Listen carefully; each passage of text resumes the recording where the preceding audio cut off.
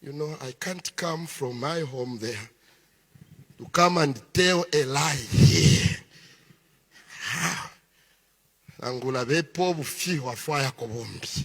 But this is a true story. Elder Kavwa. It was in the year 2017. Elder Mulolo. I was working as youth director then for Copper Belt Conference. It was Sabbath, like today. Remember, I was supposed to go to Mukushi. Then word came that there was a funeral. One of the elders died. So the pastor there advised that we reschedule this, my trip. Then I called a certain pastor from Undola. Said, Pastor, I seem to have a free Sabbath today. Please give me a church in your district where I can preach in vernacular, in a shanty compound. I don't want to be Mumayad, but just a shanty compound. Please give me a church where I could come so that I could preach in vernacular. Then the pastor says, please, you are welcome. There is this church, actually, they even wanted you at some point. So to cut the long story short, I went to that church within Ndola. And when I got there, everyone was excited. Went, we preached, and after the sermon, as we were waiting for lunch, the way we will be waiting for lunch outside.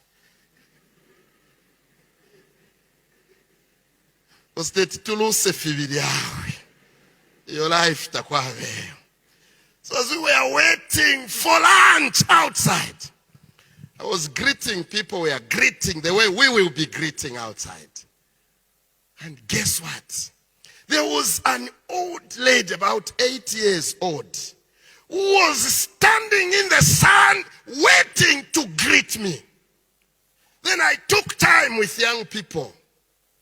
Then the lady speaks in Bemba and she says, Bapashita, nimilolela sana.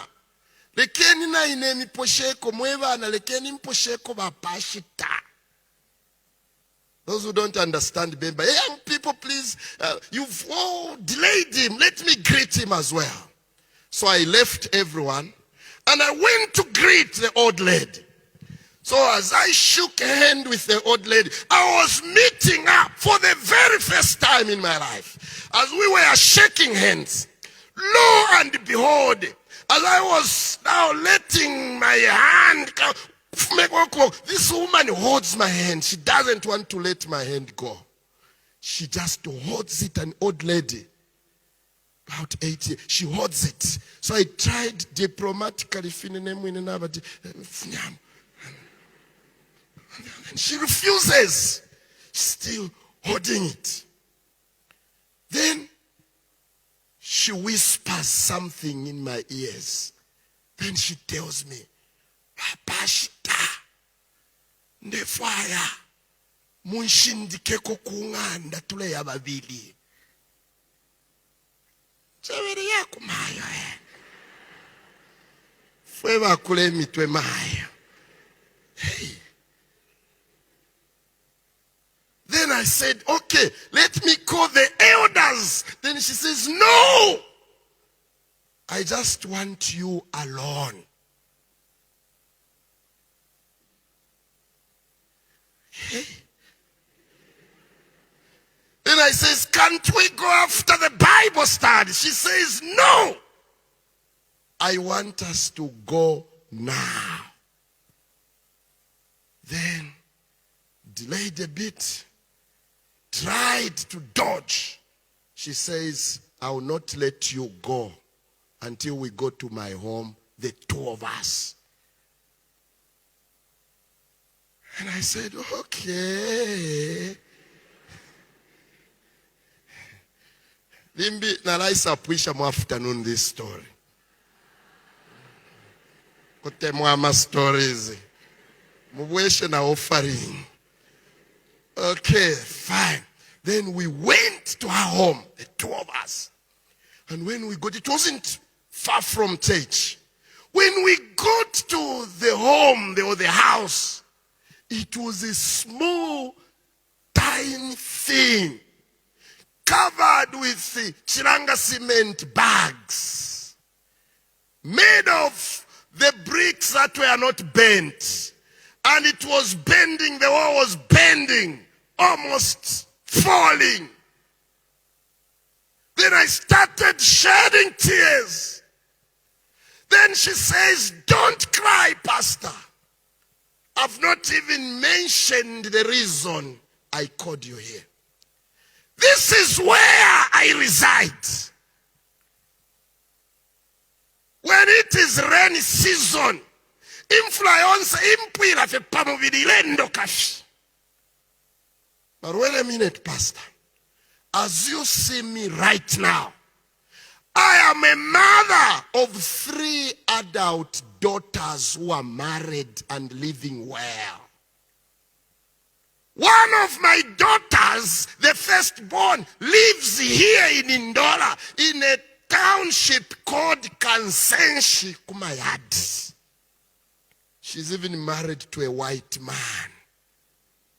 Chimusungu. The other one lives in Kitwe in Nkana East, while the other one is in Mpika. They are all married. These daughters of mine hate me with a passion. I don't know what I've done to my daughters. Then she says, the one who lives in Ndola, I have a phone number. Yona lemba kuila shapa chibumba pona. Then I said, "Mami, I will convene a meeting with all your 3 daughters and their husbands. I will call them and remind them that should you die, they will remain cursed in this life. I'll call for the meeting. Just this evening, let me get the number." I got the number. And I assured her, this evening, I'll call your daughters and I'll have a meeting with them and I'll rebuke them. Then she says, "Wow, we hope so, my pastor." Without wasting much of my time, went back to church. It was Bible study. After study, I went back home. And guess what? That evening, I forgot about the call. But how do you forget such an important assignment? I forgot that Sabbath evening.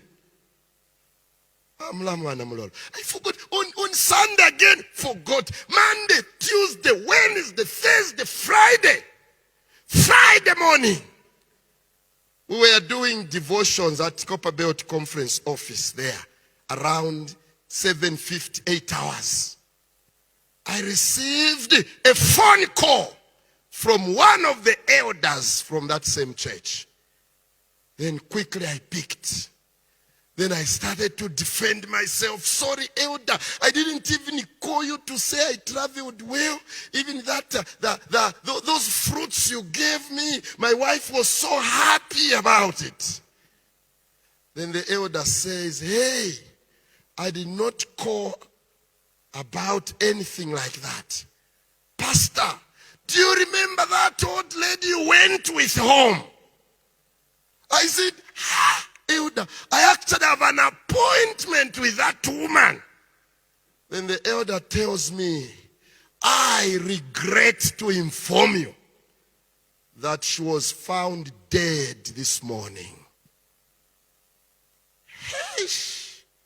I felt bad. However, I assured the elders that this evening I'll be coming to the funeral house and I'll preach this evening at the funeral house. So I got to the funeral house around 19 hours. I left my vehicle at church, right in that shanty compound, and went to the funeral house. When I got to the funeral house, lo and behold, there was no one. I said, "I can't get lost Just 6 days ago, I was here. This is the same place. Got the phone, called the elder. Elder, I'm by the funeral house. Then the elder tells me, Pastor, sorry, we did not mention to you later that when we called the daughter who lives in Kansensh, the children said in Bemba, and I quote, so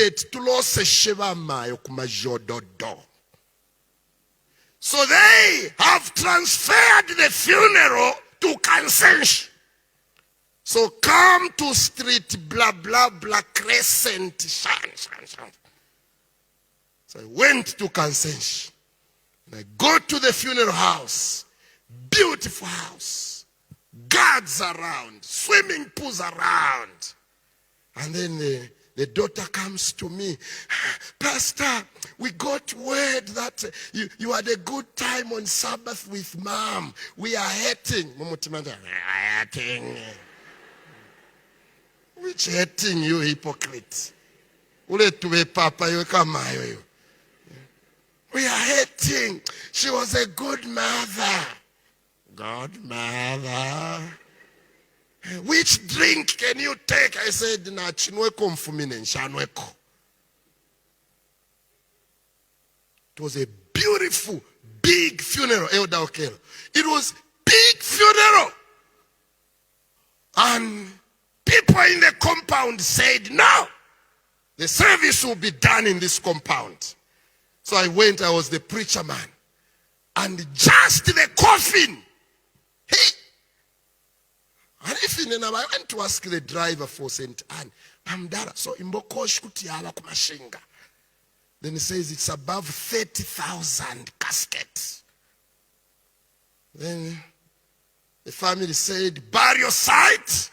There are about 4 burial sites in Indora. There is Kawama Cemetery, there is Kantolomba Cemetery, there is Mitengo Cemetery, and there is Kansenshi right there at Hillcrest.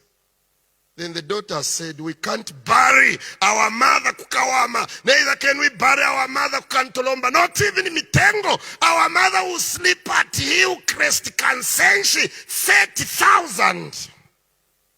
We chilled. There was food.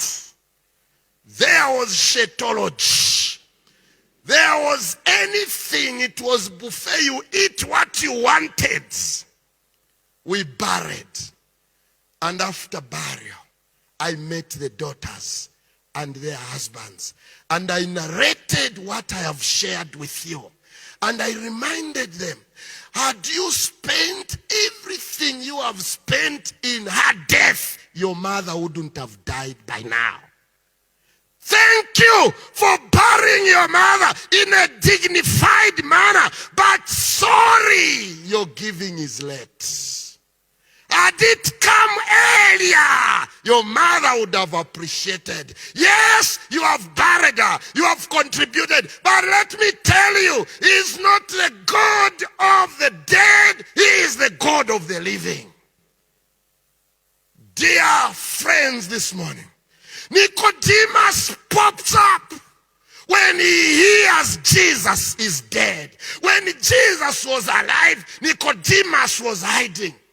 He could not come out in the open and say, Jesus, here is my money. I want you to buy a new donkey so that as you walk from Jerusalem to Jericho, you ride on the donkey. He could not come out in the open and defend Jesus whenever Jesus was being attacked in some councils. He was hiding, but he comes out when Jesus is dead. Mary Magdalene came out when Jesus was alive. Wise men from the east came out when Jesus was alive. Simon came out when Jesus was alive. Alas, Nicodemus comes and is changed by Christ's death.